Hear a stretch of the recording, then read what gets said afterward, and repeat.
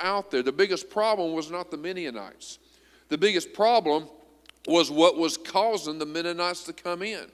And what it was the people of God decided to act like the people of this world.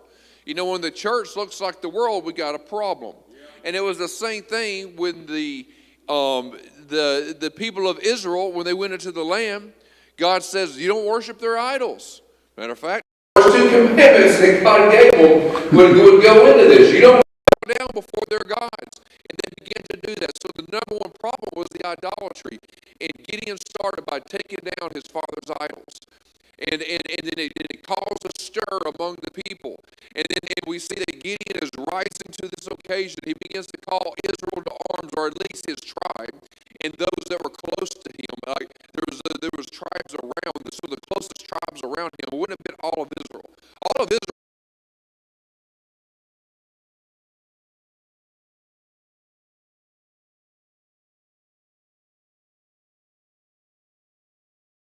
as he united the tribes. And then David even took it a step further, and Solomon took it further than that. And then his son split the tribes back up, and they were never together since. And but that's kind of your little biblical history right there, or at least history of Israel when it comes to the tribes. But Gideon begins to call them to arms, and the Bible says that the Spirit of God came upon Gideon for this. And so we see our victim going through transformation. We see that if a victim doesn't go through transformation and says, no, I'm going to be who God's called me to be. I'm going to see myself as God sees me. I can stay the victim or I can be the hero and go through that transformation. Then many times we either do one or two things. We stay the victim. We stayed the victim of the world. We saw that Gideon was really victimizing himself by looking at himself that way. And so we can either stay the victim and go through a transformation in two different ways. One is the good way, the transformation to become a hero. You're going to rise to the occasion. You're going to say, I'm going to do what it takes to complete the task ahead. Or the other one is you go through a transformation and you become those who victimize. In other words, you become the villain just like the other villains of this world. You've been treated wrong, so you're going to treat others wrong. You were bullied, so you're going to become a bigger bully. You were done wrong at the job, so you're going to do everybody else wrong.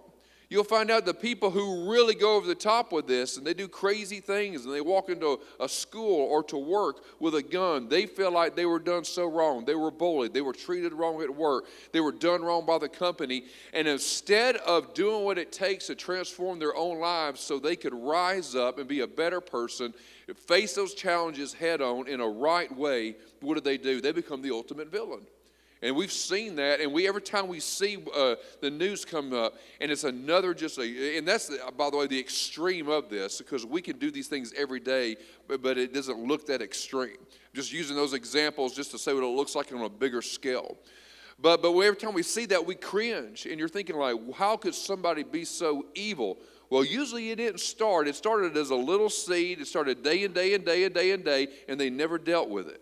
They never went on and dealt with it and said, how am I going to be a person who overcomes this? And they never dealt with that. And so they become the villain instead of becoming the hero. But I think most of us look at ourselves and say, I don't want to be the villain, and I definitely don't want to stay a victim. I want to be the hero, so who do we need? We need that other character. And the other character is the guide.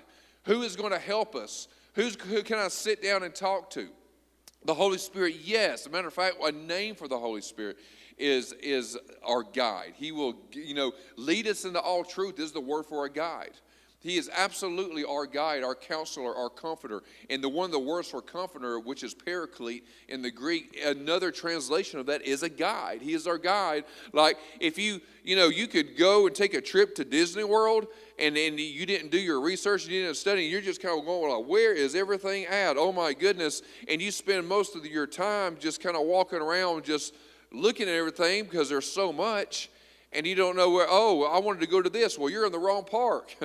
Or, hey, you're on the wrong side of this park. You're in Epcot Center, but you wanted to ride Space Mountain. You should have been in the Magic Kingdom. So what do you need? You need a guide. Whether you read a book or whether you have somebody who's been there, you get you a map. You need some type of guide because that place is ginormous. It is huge. Man, I wanted to ride the Everest roller coaster. Man, you got to go all the way to the animal kingdom. That is like a county away. That's how much property they have, you know. It's like you got to go on a whole other highway and go somewhere else. Why? You need a guide. We need guides in life. If I want to go through transformation, I need a guide. I need somebody who's going to teach me or take me there, okay? And you can save a whole lot of time and trouble. Matter of fact, you're visiting somewhere like Washington. I remember when we were talking with Kelly's uncle who lives in Washington. I said, well, we're going to visit sometime. We haven't been yet, but we're going to go visit Washington, D.C. I went when I was like 18, but I haven't been back. I said, we're going to visit. He says, don't come and do Washington by yourself.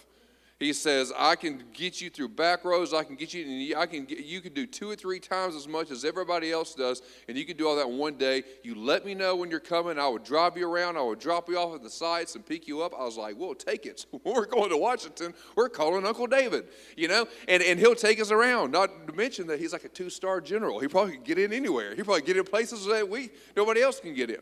And so, but why? Because he can be a good guide. That's what a guide does. It takes you on the journey. That's what a guide does. And so the angel of the Lord becomes the guide for Gideon. He challenges them, tells them to go forward, and tells them what to do. He's listening to his guide. And so last week we see him calling all the people, and what does God say? You have too many people. You have way too many people. And he cuts his army down to 300. Now, could you imagine 300 people, and you're going to do some great task? And we see 300 be used all through history. As a matter of fact, what we forget about is that we look and say, well, man, 300 men. There's some famous armies with 300. David's one of them. 300. But keep in mind about these other 300s. Even though, David did something great, and those were his mighty men. They went from 300 to 600. Keep in mind, they always stayed in hiding too. You notice that. He wasn't king of Israel during that time. And so it's not exactly the kind of life you'll want to live, right? Even though God dealt with the situation at hand at that time, David always stayed in hiding. Another famous 300 that everybody's familiar with, the Greeks, right? Or the Spartans, who were kind of a different subgroup of the Greek Empire. They were kind of their own group. But, this is Sparta.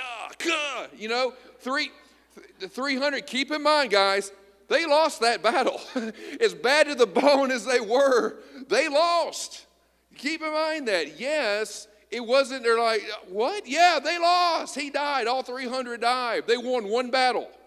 They won one battle because of the way, if you study history, and because of the lay of the land, and what they did is because they were forcing the Persians through a very small gap, and they waited through the small gap because they couldn't get the whole army through, and they took out the front part of the army because they were better fighters. But guess what?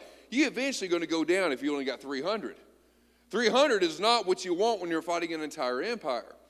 Did the Greeks eventually beat the Persians? Of course they did, but it wasn't because of the Spartans. It was because of a man, or a young man named Alexander the Great, who came along and said, I can one-up that. Why? Because he took the entire Greek army with him. And so he one-upped them. But point being is this, 300, but this time God says, I'm with you, Gideon. I'm with you. And so notice right here what happens. And we pick up, if you remember, God is saying, thank you, Lord. I hope he is sending some of that to my house. I need some of that. Some of that rain right there. But in Judges chapter 8, verse 15, this is what we're going to talk about today. What is in your hand? Because you think, man, if I've only got 300, I need some submachine guns. I need some major military power. And listen, just because they've only got a bow and a trumpet and a torch doesn't mean they didn't have swords. Of course they had swords. Of course, because they're going to go on to fight a battle. As a matter of fact, this is the only battle that was going to have 300. God never intended Gideon to stay at 300. A lot of people miss that, but that's what's famous. That's the first battle. After that, his army begins to grow and people begin to join up. He just needed to go up and start a fight and deck the giant. And what happens, he wins the first fight, but then Israel comes, or those tribes around him, comes to arms. In other words, he's gaining some momentum. God's saying, listen, I'm going to show you what you can do with the first right off the bat with just 300. But notice it says right here, though, that remember he went down into the camp. God says, if you're not sure, Gideon, if you're not sure, go down into the camp. So he sneaks down there, and I'm talking about into the Mennonite camp. He slips down into the Mennonite camp with his servant Purah, and he overhears a conversation with two people, and about this. It's kind of strange. This big barley loaf sounds like a piece of bread or whatever. It's a weird dream, right? And it knocks over a tent. And they're like, I know exactly what this is. This person interpreting this other man's dream. He's overhearing this conversation. This is sort of Gideon. And the tent is the Mennonites, and he's coming in. God has given us over into to Gideon's sword. We're going down. And so Gideon even took this. He was just like, this is it. This is exactly what I needed to hear. And that's where he picked up. Verse 15, it says, and so it was when Gideon heard the telling of the dream and its interpretation that he worshiped. He returned to the camp of Israel and said, arise, for the Lord has delivered the camp of Midian into your hand. And notice what he does here. Then he divided the 300 into 3 companies, and he put a trumpet in every man's hand with empty pitchers and torches inside the pitchers. In other words, they're going to be down in them, they're going to be burning, but you ain't going to be able to see them, just enough maybe for them to move forward. In other words, you don't want them to see that you're coming. And that's why. So in other words, you got this torch blazing, but you're sticking it down in a pot. And so it's kind of serving as light, but when the right time comes, we're going to bust those, and we're going to let everybody know we're here. So he says, then he divided the 300 men into 3 companies, and he put a trumpet into every man's hand with an empty pitcher and torches inside the pitchers. Then he said to them, look at me and do likewise. In other words, copy my lead. Watch. And when I come to the edge of the camp, in other words, you're going to come right on them, you shall do as I do. When I blow the trumpet, I and all who are with me, then you also blow your trumpets on every side of the whole camp and say, the sword of the Lord in Gideon. Now, notice what he didn't do. He didn't hear the interpretation and say, oh my goodness, we're invincible. God has given us the camp. Everybody grab their swords and charge. No, he didn't do that. Me and Kelly got a term between us. It's called tearing down the wall.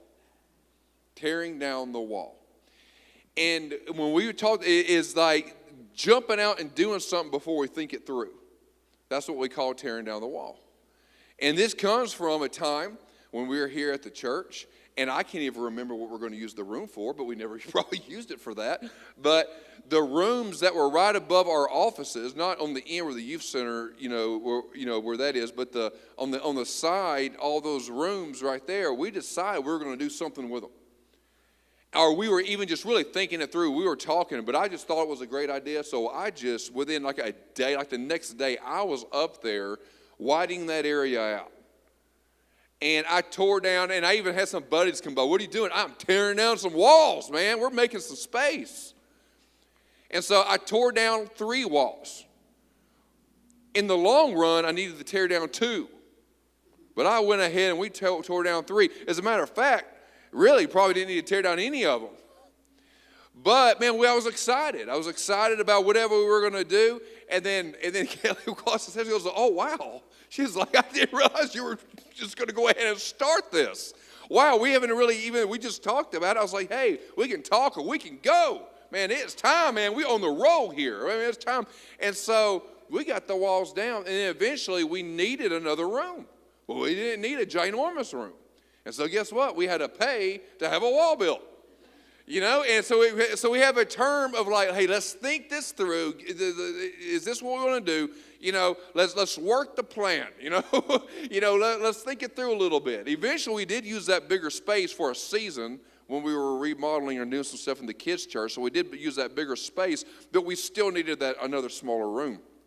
And so we call that tearing down the wall. Gideon could have went out and tore down the wall, and guess what? Totally missed a great opportunity. He could have got half his group killed.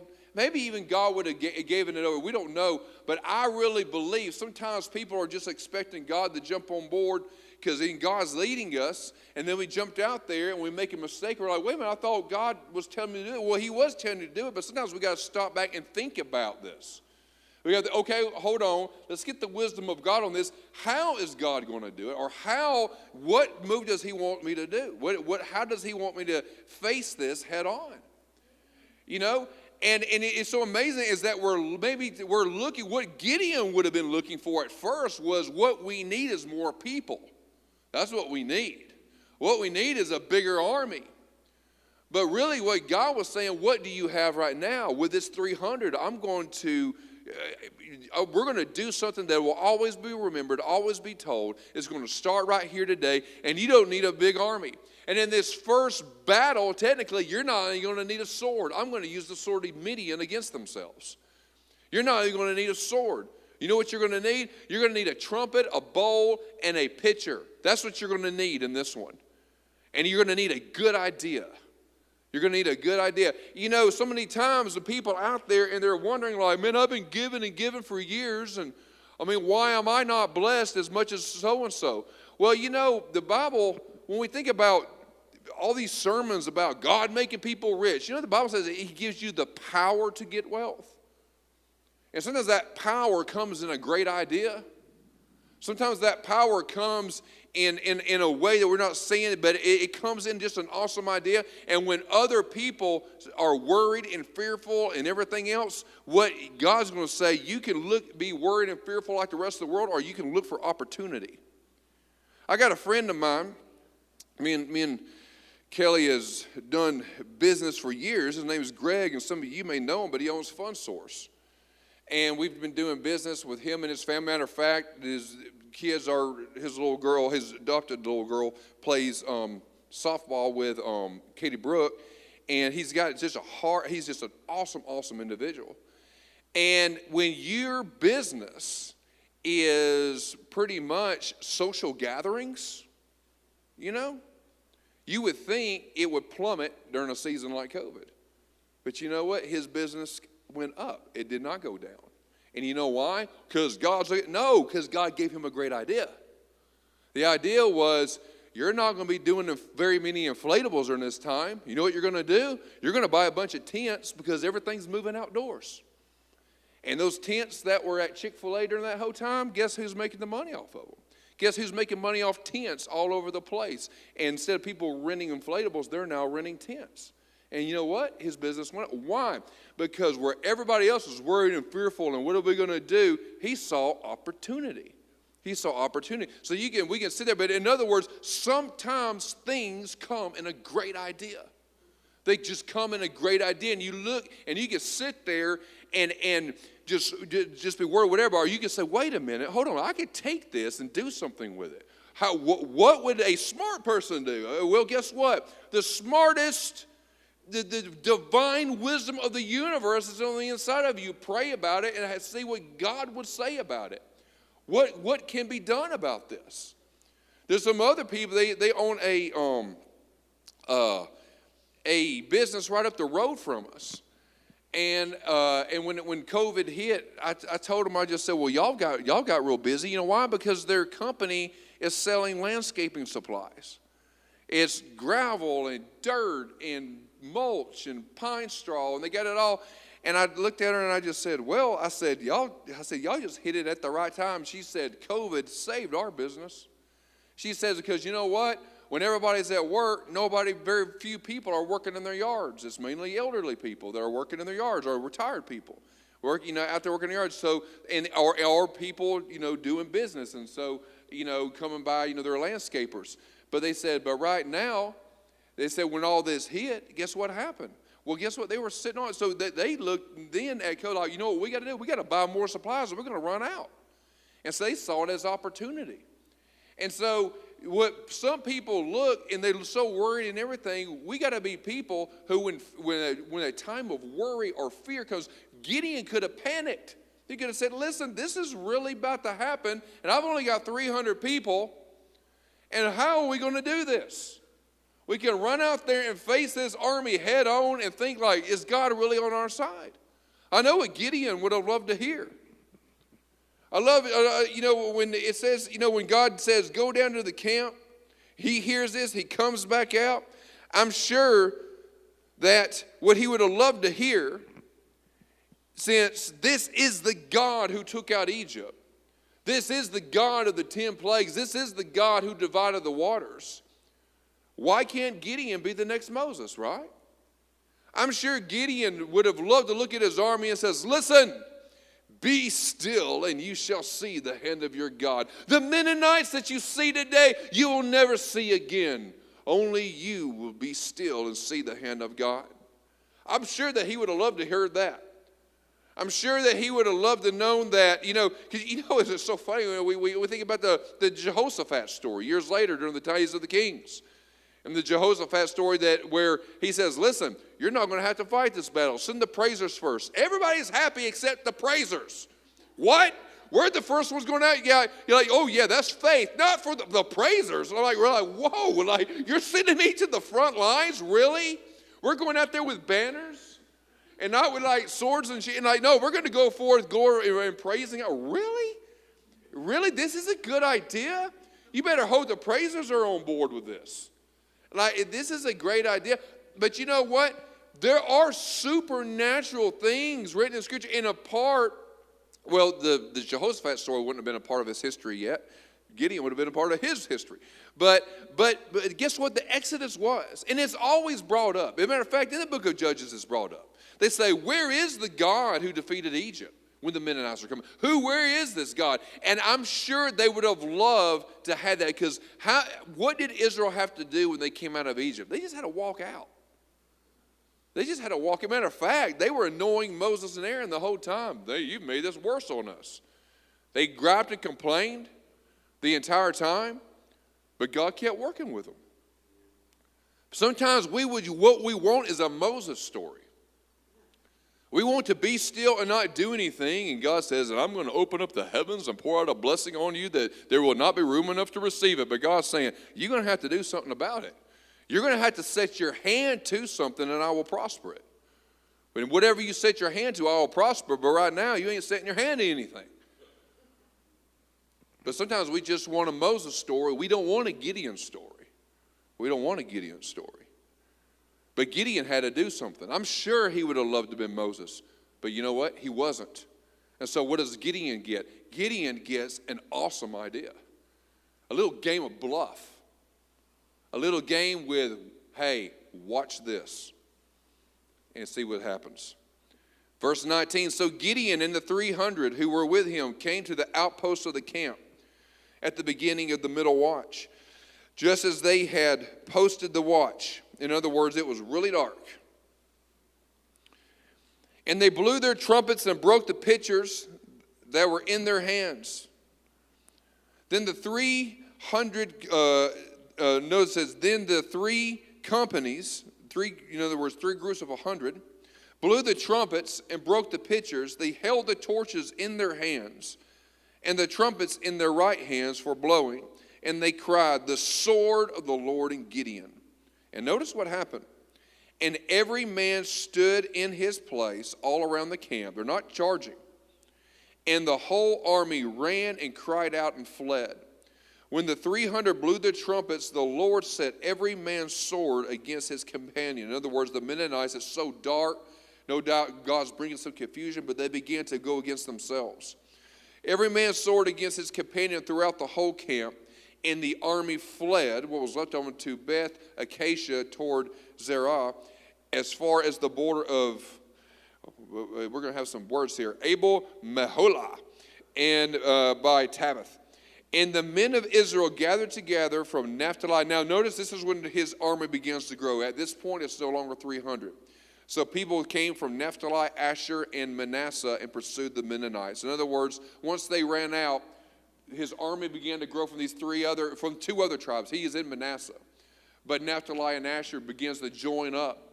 And they're going to go after, and then the rest of his story, the majority of the rest of the story is him pursuing the Mennonites. And so going after them. But notice here, he would have loved to have a bigger army. He would have loved to have some modern technology when it comes to weapons when you're going to do something like this. But guess what? He has got none of that. But you know what he has? He has a great idea. And what's the idea? It's a big old game of bluff is what it is. He was bluffing the army. You know, he's going in there, and if you were in the military, not everybody had a torch. As a matter of fact, everybody having a torch lets everybody in the enemy camp know you're coming from miles away. If everybody's got a torch, I mean, you just lit up an entire forest. So guess who's got a torch for every about 100 to 1,000, it could be 1,000 troops. One person.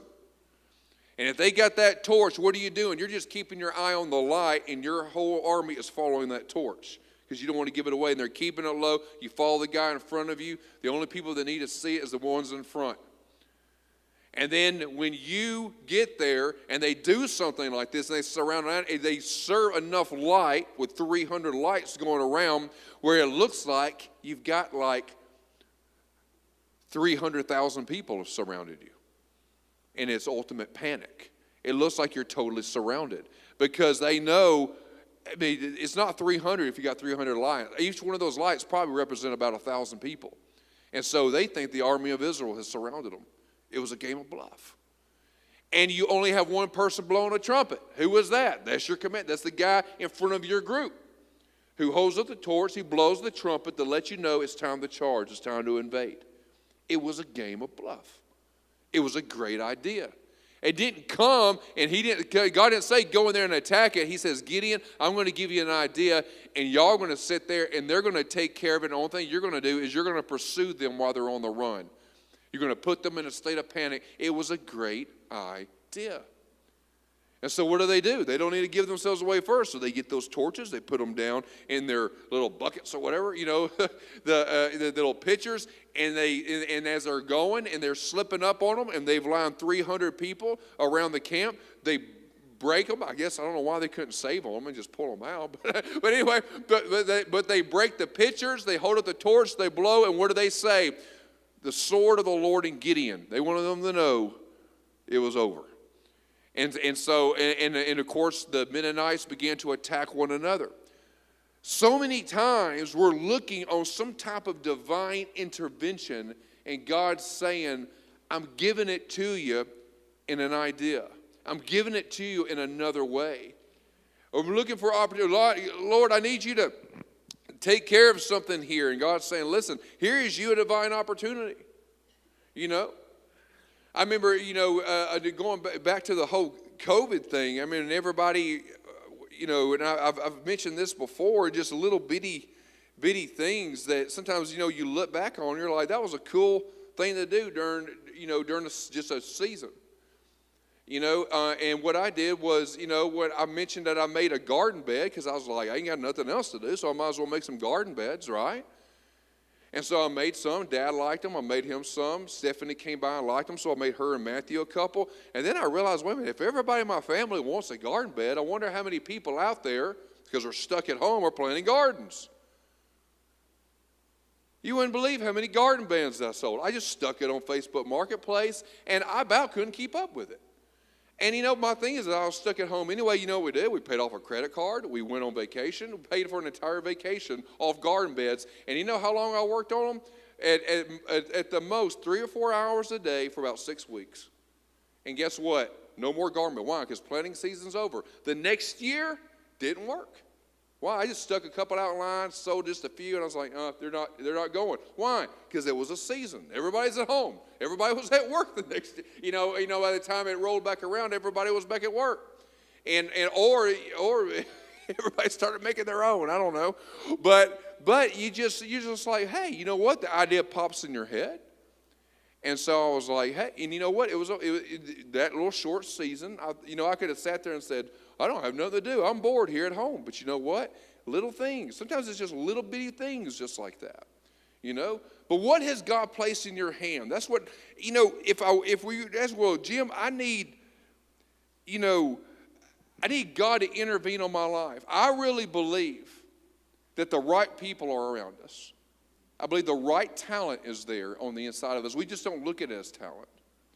Sometimes it's not some talent that someone's looking for. They're just looking for someone to be faithful, to show up on time, to be there, to have some integrity, You know, sometimes it's just a simple, old-fashioned things. Sometimes it's just communication skills. We're looking at somebody in the face and remembering their name, you know, and being nice.